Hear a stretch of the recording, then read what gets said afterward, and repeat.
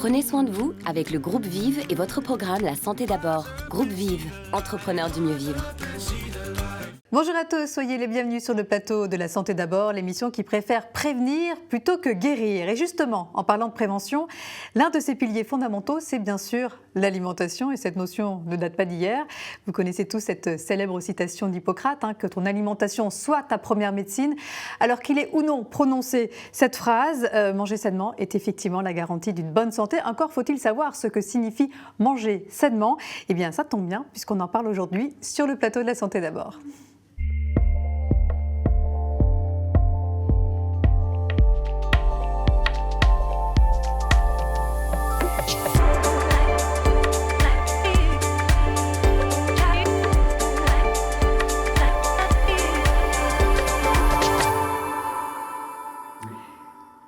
J'ai invité aujourd'hui trois experts en nutrition pour faire la chasse aux idées reçues et vous montrer que bien manger, ce n'est pas si compliqué. C'est avant tout une question de bon sens. Catherine Laforêt, bonjour. Bonjour. Merci d'être avec nous. Vous êtes nutritionniste, diététicienne au centre de l'obésité Bernard Descottes en Haute-Vienne. C'est ça. Marie Varivière, bonjour. Enchantée, bonjour Véronique. Vous êtes coach en nutrition et en développement personnel, ce qui veut dire que vous allez nous aider à mettre en pratique la théorie. C'est ça, c'est la mise en œuvre d'un changement alimentaire auprès des personnes qui me consultent. Parce qu'on a beau connaître la théorie, la pratique n'est pas toujours simple. Franck Gigon, bonjour. Bonjour Véronique, bonjour tout le monde. Merci d'être avec nous de là où vous êtes, dans les Pyrénées. Vous êtes médecin, nutrithérapeute et micronutritionniste et vous êtes également spécialisé en phytothérapie. J'ai rien oublié ? Absolument, tout va bien. Alors, histoire de vous mettre un petit peu en appétit, tous, en ce début d'émission, nous sommes allés explorer l'assiette des Français et on écoute leurs réponses au micro de Cédric Manet et de Nick Ressman.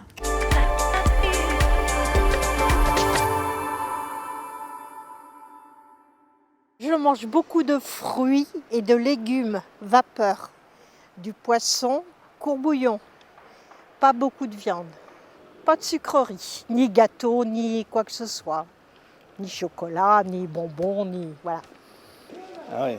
Ce qu'il faudrait que je limite dans ma nourriture, certainement la viande, surtout le cochon parce que charcuterie j'en mange quand même beaucoup.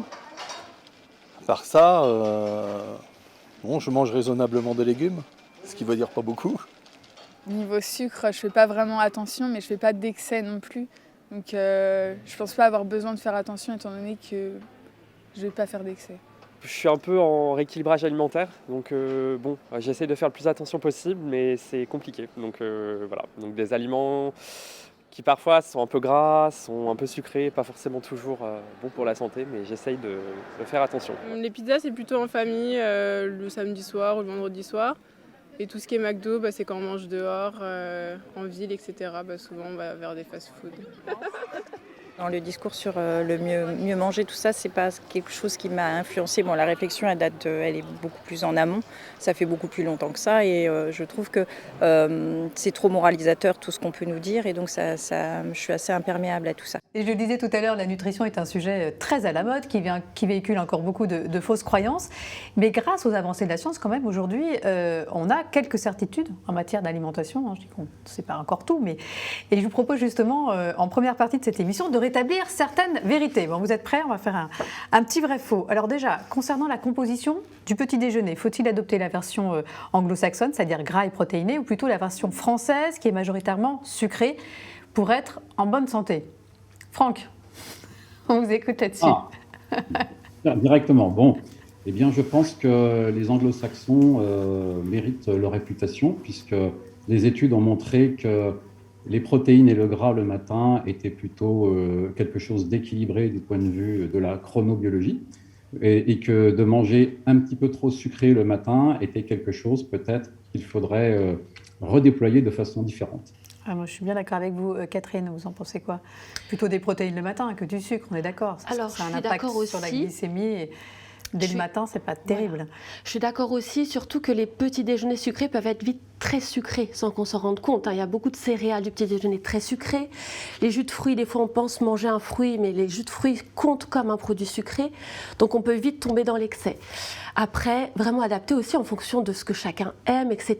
Mais je suis d'accord après sur ces études qui montrent que c'est plus intéressant. Donc ça veut dire, Mariva, manger Alors, quoi du coup? Malgré tout, le français reste attaché à ses habitudes. C'est vrai que la confiture a toujours sa place, le beurre, le bon beurre d'autant plus. Hein. Donc après, le tout aussi, c'est de savoir peut-être, je dirais, varier les plaisirs. Hein, c'est-à-dire que pourquoi pas faire un moment un petit déjeuner anglo-saxon à la façon anglo-saxonne et puis d'autres moments justement le petit déjeuner à la française. Voilà, je pense qu'après tout est une question de modération et d'équilibre. Mais prendre un petit déjeuner, on le disait, gras et protéiné, ça veut dire c'est du fromage, du jambon, des œufs, du saumon fumé, etc. On est bien d'accord. Donc c'est vrai qu'il faut veiller à ne pas aussi aller dans des choses trop salées, justement.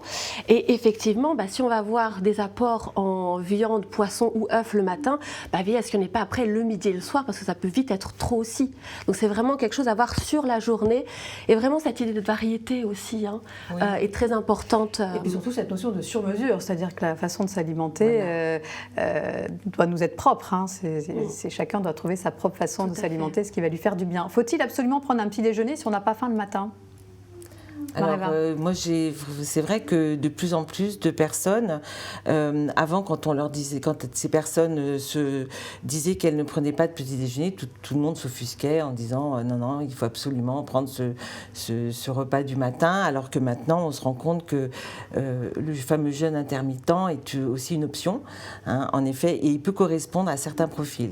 C'est-à-dire qu'on concentre ses prises alimentaires sur une période de 10 heures ou de 8 heures pour laisser ses intestins au repos pendant 16 heures ou 14 heures.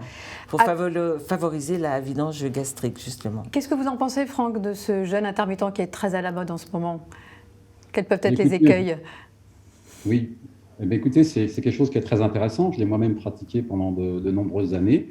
Il semble que de diminuer ce qu'on appelle la fenêtre d'alimentation sur 24 heures, alors que ce soit un jeûne intermittent ou que ce soit simplement par exemple, si vous mangez de garder ces 3 repas, mais les concentrer sur une période plus courte. Ouais. Voilà, c'est tout simplement cela. Ça rejoint d'abord les effets du jeûne intermittent.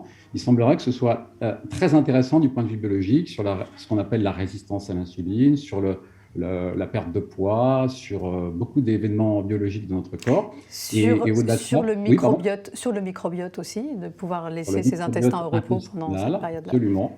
On a des effets remarquables et au-delà de ça, ça permet de faire ce que vient de dire votre intervenant, une pause au niveau du tube digestif qui relance la biologie au niveau de l'organisme. Mais précisons quand même qu'on parle de jeûne, mais les boissons sont autorisées, pas les boissons sucrées bien sûr, mais le café, le thé, l'eau, tout ça c'est autorisé pendant cette période de jeûne. A-t-on besoin de manger régulièrement de la viande? On le voyait tout à l'heure dans le reportage. C'est vrai qu'il y avait une des personnes interrogées qui pensait qu'elle mangeait trop de protéines. Mais finalement, on mange trop de sucre dans notre alimentation et peut-être pas assez de protéines, d'où l'intérêt déjà de commencer à en manger le matin. Mais est-ce qu'il faut en manger régulièrement et quel type de viande? Catherine?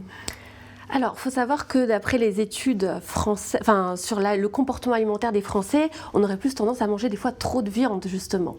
Donc oui, on en a besoin. Alors, viande, poisson et œufs. On va parler de ce groupe d'aliments-là.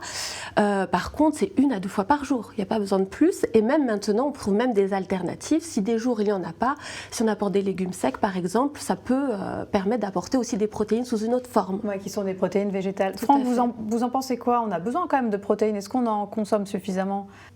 Absolument. La science nous montre qu'on n'en mange probablement pas assez de protéines, hein, pas forcément de viande, mais de protéines. Ouais. Il faut plus raisonner en termes de protéines qui se concentrent aussi effectivement dans les œufs, dans les viandes maigres, dans les légumes secs. On a par exemple le soja fermenté qui en contient beaucoup. Bien sûr, parce que quand on parle de viande, c'est vrai que les gens pensent souvent viande rouge. C'est la viande rouge qui peut être néfaste pour la santé, surtout si on a des taux de fer importants. Donc ça, c'est quelque chose d'important à vérifier. Mais il y a la viande blanche, etc., qui sont des protéines animales intéressantes. Oui, absolument. Et puis, on a démontré dans les études que manger trop de charcuterie et de viande rouge augmentait statistiquement le risque de cancer du côlon. Donc maintenant, il y a une tendance actuelle à diminuer globalement la consommation de viande, mais pour autant, vous avez raison, il faut faire très attention à ne pas diminuer le taux de protéines par jour, qui reste une matière première très importante pour nos organismes. 5 fruits et légumes par jour, est-ce vraiment réaliste? Qui veut répondre? C'est toujours la question un peu touchy. Oh, après, les études nous montrent que 5 légumes et fruits par jour couvrent les besoins alimentaires, en tout cas les besoins nutritionnels en vitamines et minéraux d'une personne. Donc, si on se réfère à ces études, je dirais oui. Après, la forme, elle peut être variée. Hein. Est-ce que c'est faisable en pratique? Après, sur une répartition dans une journée, oui, vous avez une portion fruits au petit déjeuner, une portion fruits soit au déjeuner, plus une portion légumes. Après, ça vous laisse encore 2 portions, puisque une portion, c'est 100 grammes à peu près. Hein. Ouais. Donc, oui, vu sous cette optique, oui. Peut-être je pense que c'est le visuel, quand on dit 5 fruits et légumes par jour, on s'imagine manger son concombre, peut-être, je sais pas moi. On parle de portions. Alors et qu'en fait, portion, c'est des portions, c'est une portion moi, de 100 grammes. Une portion, c'est la paume de la main ça. à peu près, voilà, il faut se référer à ça. Mais on a tendance quand même à manger plus de fruits que de légumes, c'est sûr, les fruits c'est sucré. Après, et c'est ça qu'il faudrait inverser, je ne sais pas si vous êtes d'accord avec moi, c'est plutôt plus précis. 3 portions de légumes pour 2 portions de fruits. Tout à fait. Franck, vous êtes d'accord aussi avec ça? Oui, alors là, même pour aller plus loin, il y a des études récentes qui montrent qu'il faudrait manger jusqu'à 10 portions de fruits et légumes par jour, ce qui est équivalent à peu près à 800 grammes de fruits et légumes. Alors, effectivement, les fruits, il faudrait les réduire à leur portion congrue et augmenter plus la part de portions de légumes frais et de légumes secs. Mais on va dire que ce soit d'ailleurs cuit ou cru, les résultats sont quasiment les mêmes. Mais disons qu'effectivement, il faut tendre vers une végétalisation de notre alimentation. Oui, puisqu'il faut rappeler que les fruits, ça reste quand même du sucre aussi. Il y a une question qui fait un petit peu débat en ce moment, je pense qu'on a tous notre avis, mais quand manger les fruits, justement? Qu'est-ce que vous recommandez? Alors ça, c'est sur un grand débat. Mais je pense qu'après, tout dépend de l'objectif qu'on veut atteindre. Si on considère que le fruit, pour prendre tous ces minéraux, ces vitamines, on va plutôt le conseiller de le manger avant. Alors que si on veut réduire son impact glycémique, on va plutôt considérer qu'il faut le manger après le repas. Tendance à avoir en priorité de réduire l'impact de la glycémie, notamment votre fameuse hémoglobine glyquée. Qu'est-ce que vous en pensez, Franck? Quand est-ce que vous recommandez, vous, la consommation des fruits? Pour avoir un petit peu fouillé, il n'y a pas d'études qui montrent qu'il y a un avantage de les manger avant ou après. Je pense que c'est plus une question de tolérance personnelle. Et de toute façon, il faut se rappeler que les fruits, il y a du sucre, certes, mais c'est du sucre qui est emmêlé dans des fibres végétales, donc il y a dégradation lente. Alors après, ça dépend un petit peu des fruits et de leur maturité. Mais globalement, c'est plus par rapport à, je dirais, au microbiote, parce que ça va déclencher potentiellement des réactions différentes chez les personnes. Donc je dirais que c'est selon. Mais il n'y a pas de règle. En tout cas, moi personnellement, quand j'ai des patients qui ont une hémoglobine glyquée un petit peu élevée ou une glycémie un petit peu élevée, je vais leur conseiller plutôt de les prendre après un repas où il y a eu des protéines justement. Et je vois vraiment que les paramètres baissent. Donc, alors que quand on mange des fruits de façon isolée, là, ça peut faire augmenter tous ces paramètres. Faut-il éviter le sel? Là aussi, ça peut être un sujet qui peut prêter à des idées reçues.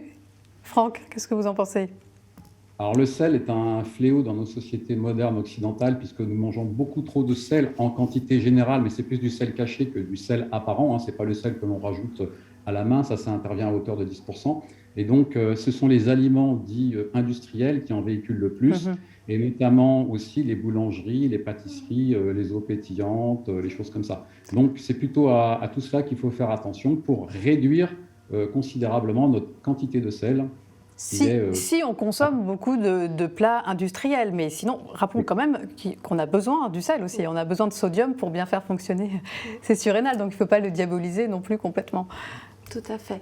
Déjà, naturellement, avec l'alimentation de base, même si on fait beaucoup de cuisiner maison et qu'on sale un petit peu, on va trouver un peu de sel dans le pain, un peu dans le fromage, et sans excès, justement, si on en consomme de façon raisonnée. Est-ce que c'est le gras qui fait grossir? Parce que ça encore... C'est encore une idée reçue qu'on entend très souvent.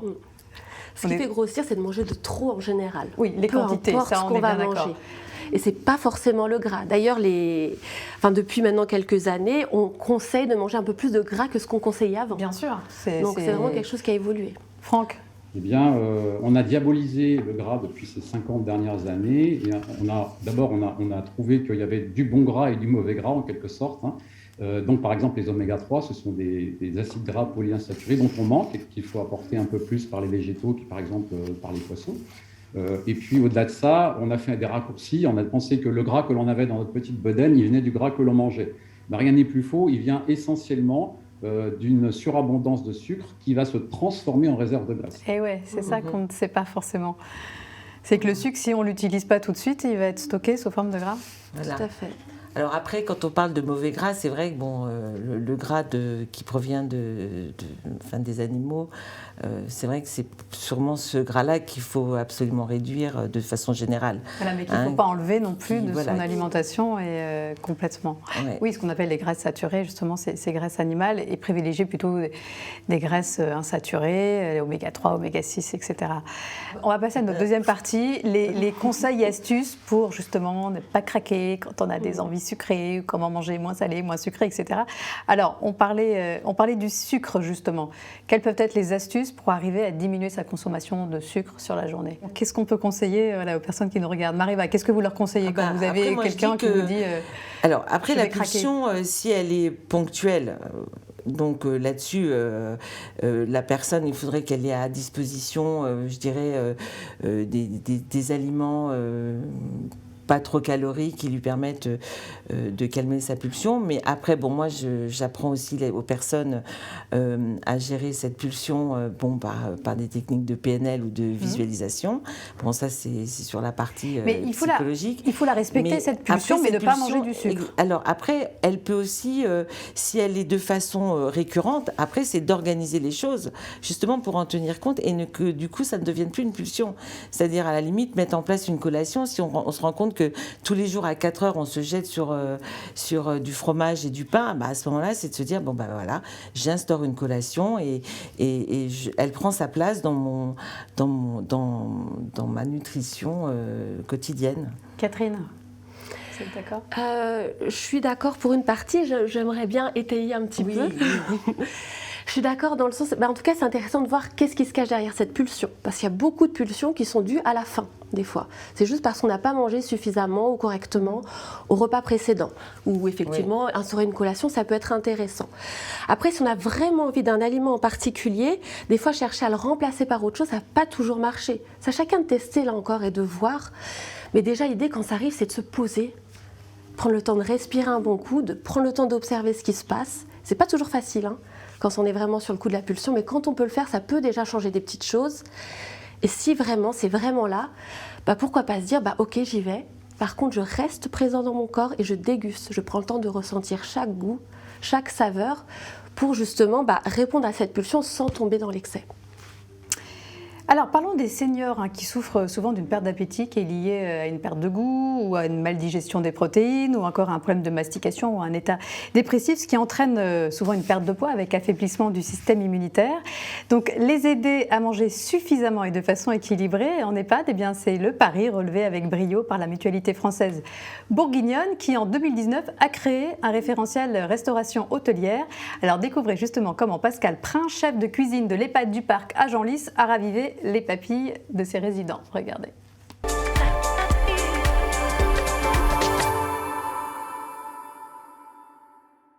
Je fais ce métier depuis 40 ans. J'ai commencé à 15 ans en pré-apprentissage. C'est une passion, c'est un métier passion. J'exerce depuis des années.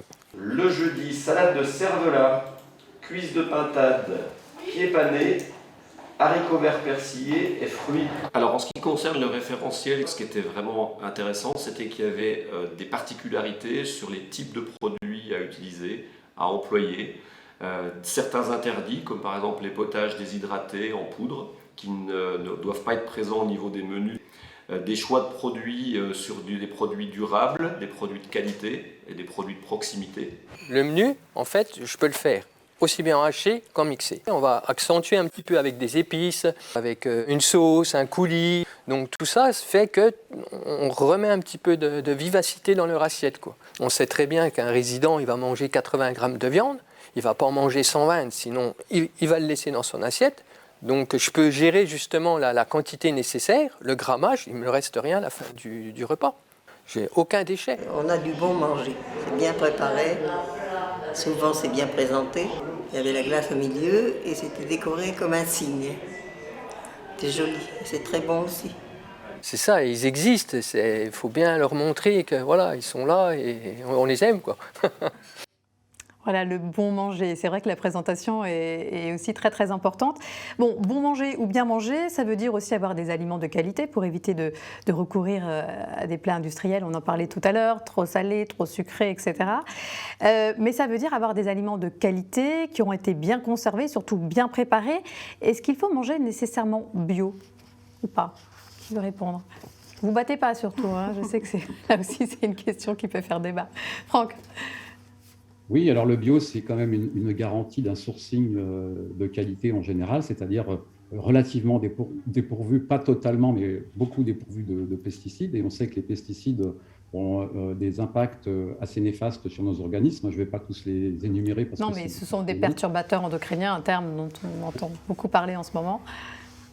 Toxiques pour la reproduction, ce sont des cancérogènes probables. Enfin, il y a toute une litanie de problématiques. Donc déjà, manger bio, c'est aussi, en dehors du fait que c'est moins pollué, ou carrément moins pollué, oui, il y a une densité micronutritionnelle beaucoup plus importante. C'est-à-dire que c'est aussi la garantie d'avoir un fruit ou un légume qui est arrivé à maturité et qui sera gorgé de polyphénols, d'oligo-éléments, de vitamines et de choses comme ça.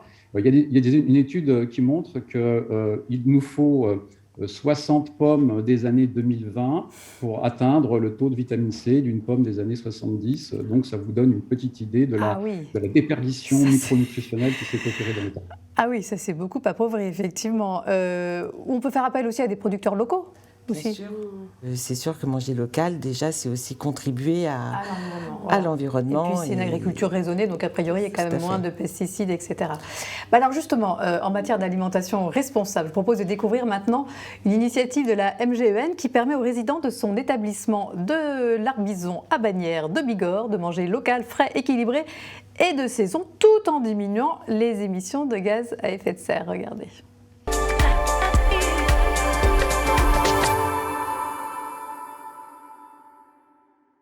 Ces dernières années, la tendance s'est orientée à l'industrialisation de la production alimentaire afin notamment de réduire les coûts. Ça a eu pour conséquence une nutrition de moindre qualité, une surabondance des emballages plastiques et davantage de gaspillage alimentaire. L'alimentation, ça fait partie du soin. On souhaite avoir une démarche responsable et être ancrée sur nos territoires. Travailler les produits du terroir, ça m'inspire de la fierté tout d'abord.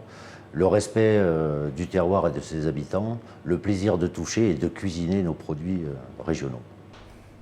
Je rencontre les producteurs lors de leur livraison chez nous et je me rends chez eux également dans leur exploitation pour m'imprégner de leur travail en amont et je respecte le produit et je le sublime en le cuisinant. Le projet pilote de notre établissement de l'Arbizon a pour objectif de se déployer sur l'ensemble des établissements avec une priorité sur les achats locaux qui sont vraiment ancrés au cœur de nos valeurs mutualistes. Cette démarche s'inscrit dans les actions RSE. Le groupe souhaite se positionner comme un acteur majeur de l'approvisionnement responsable en soutenant les producteurs et cela au plus proche de nos territoires. Voilà, une initiative que nous avions envie de saluer parce que c'est vrai que ce type d'expérimentation est encore beaucoup trop rare. Quelques mots peut-être aussi sur les modes de cuisson parce que voilà, ça ne sert à rien d'avoir des bons aliments bio, de qualité, etc. si on ne sait pas bien les préparer. Alors, quels seraient les meilleurs modes de cuisson pour préserver les vitamines, les minéraux ? C'est plutôt des cuissons douces. Hein, on dit vraiment que c'est la cuisson vapeur qui est la plus intéressante. Alors je parle de la vraie cuisson vapeur qui prend un peu de temps et c'est vraiment celle qui va conserver le mieux les vitamines et les minéraux. Donc la vapeur douce, c'est ça. Qui va cuire à moins de 100 degrés, même 95 degrés pour pouvoir préserver les vitamines et les minéraux au maximum. Après l'idée c'est de varier quand même à la maison aussi parce qu'on est toujours dans cette idée de variété. C'est pas varier que les aliments mais aussi varier les modes de cuisson. Vraiment les cuissons qu'on a tendance à conseiller de réduire au maximum, c'est tout ce qui est friture, grillade, tout ce qui va être à très haute température. Oui, parce que les huiles qui sont frites, et notamment attention à l'huile d'olive, c'est vrai que dès qu'elle frétille déjà, cette huile est dénaturée et devient toxique, Franck. Faire attention aux huiles qu'on utilise, les huiles de cuisson. Oui, les huiles portées à température perdent leur qualité nutritionnelle. Donc les huiles doivent être protégées de l'air, de la chaleur, et bien sûr de l'oxydation. Donc c'est pour ça qu'il faut que ce soit dans des bouteilles pas éventées, plutôt à l'abri, et puis voilà, les consommer assez rapidement, sinon elles sont impropres parce que oxydées. Voilà, et il y a certaines huiles qu'on doit conserver au réfrigérateur, ça on ne le sait pas toujours, mais l'huile de lin par exemple, l'huile de chanvre, l'huile de cameline qui sont très riches en oméga 3, c'est important de les conserver au réfrigérateur. Un dernier conseil, pensez à mastiquer. Alors tout le monde le sait mais personne ne le fait. Hein, Franck? C'est très important, notamment chez les enfants, quand on leur donne des nouilles, ils ont tendance à les avaler directement. Donc il n'y a pas le processus d'hydrolyse des amidons déjà dans la bouche avec la salive.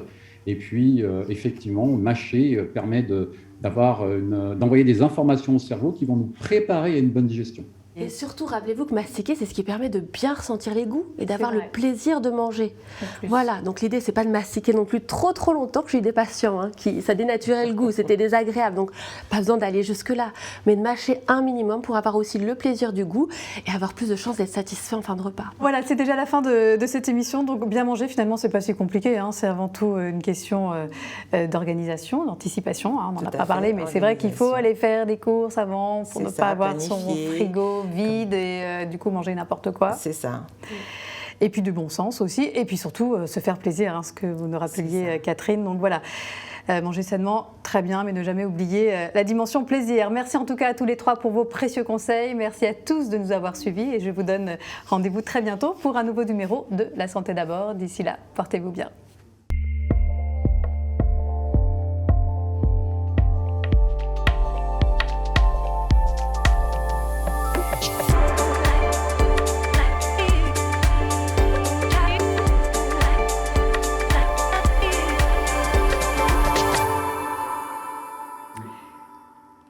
Le groupe Vive vous a présenté La Santé d'abord, le programme qui prend soin de vous. Groupe Vive, entrepreneurs du mieux vivre.